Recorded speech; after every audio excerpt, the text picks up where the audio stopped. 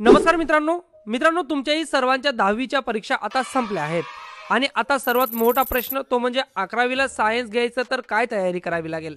आजच्या या व्हिडिओमध्ये मी तुम्हाला सांगणार आहे की 11वी सायन्स ॲडमिशनसाठी तुम्हाला कोणकोणते डॉक्युमेंट्स लागतात आणि ते डॉक्युमेंट तुम्ही तयार करणं खूप महत्त्वाचं आहे. आणि यासोबत काही महत्त्वाच्या टिप्स सुद्धा देणार आहे. त्यासाठी व्हिडिओ शेवटपर्यंत बघत राहा. जरी चॅनलवर नवीन असाल तर चॅनल देखील सबस्क्राईब करा. मित्रांनो 10वी झाल्यानंतर अनेक विद्यार्थ्यांना सायन्स घ्यायचं असतं, डॉक्टर, इंजिनियर किंवा इतर फील्डसाठी. पण ॲडमिशन घेताना सर्वात मोठी समस्या येते ती म्हणजे डॉक्युमेंट पूर्ण नसणे आणि त्यामुळे ॲडमिशन डिले होतो. म्हणून आधीच तयारी करणं खूप गरजेचं आहे. चला तर बघूया 11वी सायन्ससाठी कोणकोणते डॉक्युमेंट्स हे ॲडमिशन घेण्यासाठी लागतात. यापैकी एक आहे ते म्हणजे 10वीचं मार्कशीट. तुमचा रिझल्ट लागला का त्यानंतर हे मार्कशीट तुम्हाला भेटतं आणि ते मार्कशीट तुम्हाला ॲडमिशनसाठी लागतं मित्रांनो. त्यानंतर ओरिजिनल प्लस 2 किंवा 3 झेरॉक्स तुम्ही तुमच्याकडे ठेवू शकतात. त्यानंतर स्कूल लिव्हिंग सर्टिफिकेट LC लागेल, तुमची ॲडमिशनसाठी कंपल्सरी लागणार आहे. त्यानंतर 3 म्हणजे कास्ट सर्टिफिकेट. जर तुम्ही रिझर्वेशन कास्टमधून येत असाल तर तुम्हाला कास्ट सर्टिफिकेट अत्यंत महत्त्वाचं आहे. जेव्हा ऑप्शन फॉर्म हे सुरू होतात ऑनलाईन फॉर्म भरण्याचे ॲडमिशनचं, तर तेव्हा कास्ट सर्टिफिकेट हे अत्यंत महत्त्वाचं असतं. त्यामुळे तुम्हीही जरी तुमचं कास्ट सर्टिफिकेट अजून बनवलं नसेल तर आजच लवकर तुमचं कास्ट सर्टिफिकेट हे बनवून घ्या मित्रांनो.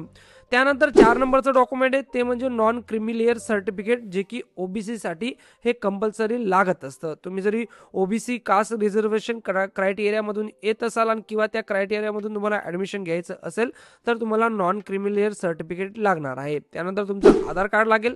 त्यानंतर तुमच्याकडे पासपोर्ट साईज फोटो असणं देखील गरजेचं आहे.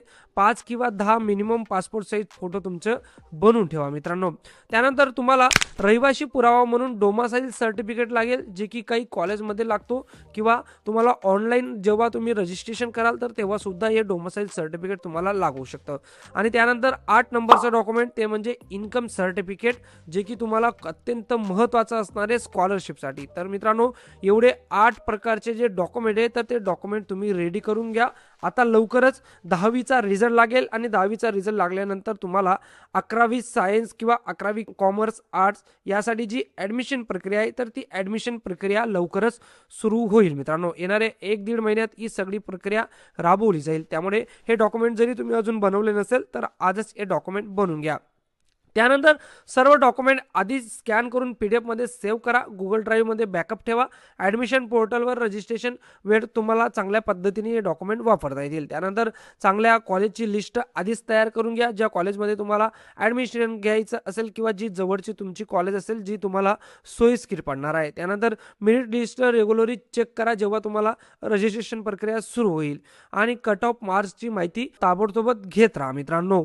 विद्यार्थी मित्रांनो सायन्स स्ट्रीम घेणं म्हणजे मोठी जबाबदारी आहे, पण योग्य प्लॅनिंग आणि मेहनत केली तर तुम्ही नक्कीच सक्सेसफुल होऊ शकता तुमची सायन्स स्ट्रीम घेण्यामध्ये. त्यामुळे आजपासून ही तयारी सुरू करा. जर हा व्हिडिओ तुम्हाला उपयोगी वाटला असेल तर या व्हिडिओला लाईक करा, तुमच्या मित्रांसोबत शेअर करा आणि अशाच युजफुल व्हिडिओसाठी आपलं चॅनल सबस्क्राईब करायला विसरू नका. भेटूया पुन्हा अशाच एका नवीन व्हिडिओमध्ये. तोवर जय हिंद, जय महाराष्ट्र मित्रांनो.